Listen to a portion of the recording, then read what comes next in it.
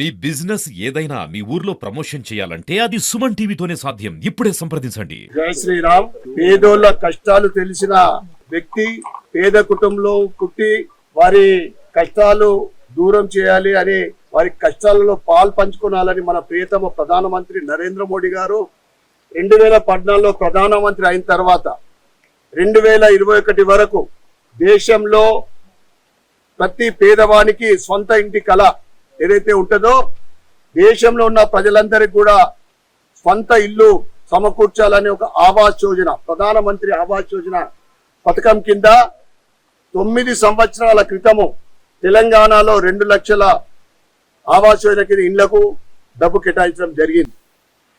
ఏదైతే గత 10 సంవత్సరాల బీఆర్ఎస్ పరిపాలనలో ఆ డబ్బుని కాళేశ్వరంకో, మిషన్ భగీరథనో, మిషన్ కాకతీయకో డైవర్ట్ చేసి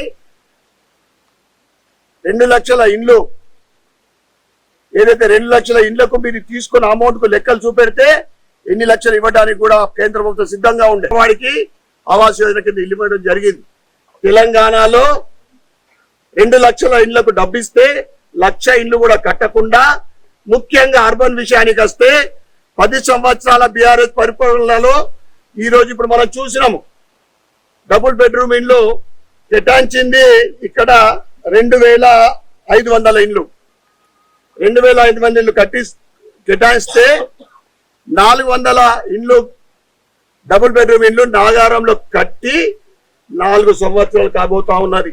ఇక్కడ పరిస్థితి ఎట్లా ఉందంటే, కిటికీలు లేవు, దర్వాజాలు లేవు, ప్లంబరింగ్ లేదు, కరెంట్ వైర్లు గుంజుకుపోయిర్రు, అద్దాలు లేవు.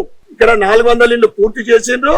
కలెక్టర్ ఆఫీస్ దగ్గర సుమారు 295 ఇండ్లకు 90% పని వర్క్ కంప్లీట్ అయింది.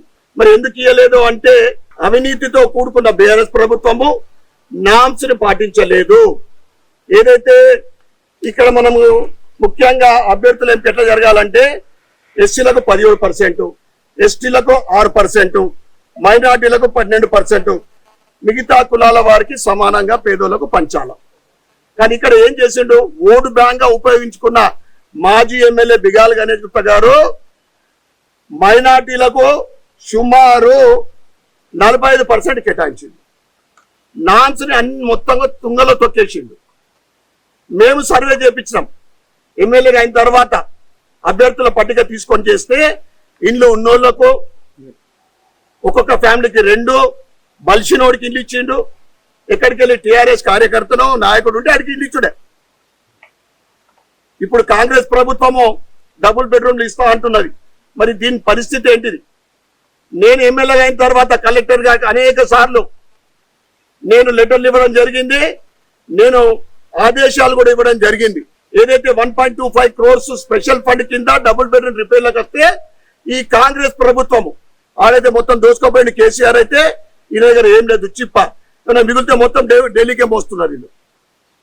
ఇక్కడ ఈ డబుల్ బెడ్రూమ్ ఇండ్లు ఏదైతే ఉన్నాయో, మీరు 400 ప్లస్ అక్కడ కలెక్టర్ ఆఫీస్ దగ్గర 200 సుమారు మొత్తం కలిపితే 595 ఇండ్లు త్వరలోనే పూర్తి చేసి పేదలకు, నిజమైన పేదలకు, ప్రజల మధ్యన ఒక ఫంక్షన్ హాల్లో అధికారులు, రాజకీయ నాయకుల మధ్యన పేదలకు డ్రా తీసి కేటాయించాలని మేము డిమాండ్ చేస్తా ఉన్నాం.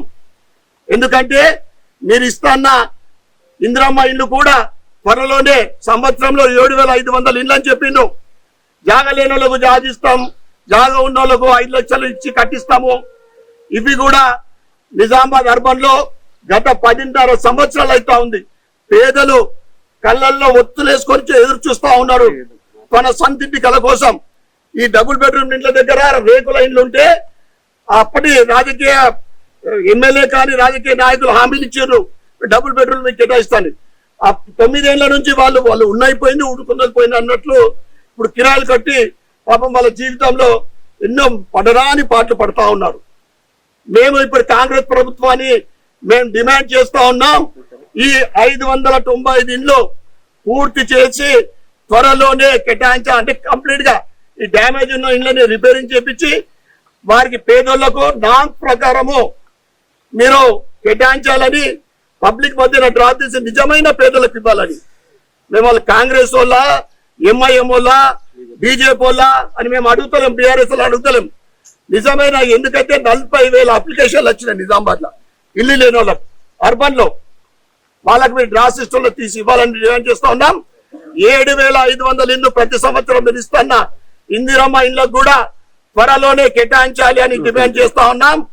ఏదైతే రైతు గురించి మేము 24 గంటలు మేము ఉద్యమం చేస్తామో దీక్ష చేస్తామో ప్రతి సమస్య మీరు 6 గ్యారంటీలు కానీ 5 డిక్లరేషన్లు కానీ 420 హామీలు కానీ ప్రతి ఒక్కటి కూడా అమలు పరచాలని మేము డిమాండ్ చేస్తా ఉన్నాం. మేము భారతీయ జనతా పార్టీ అంటే పేదల పక్షాన, మహిళల పక్షాన, ఎస్సీ ఎస్టీల పక్షాన, బీసీ పక్షాన ఎప్పుడు కూడా మేము పోరాటానికి, పేదల పక్షాన పోరాటానికి సిద్ధంగా ఉంటాం.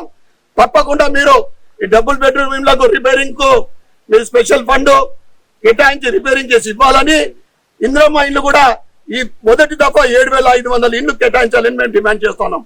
భారత్ మాతా కీ జై.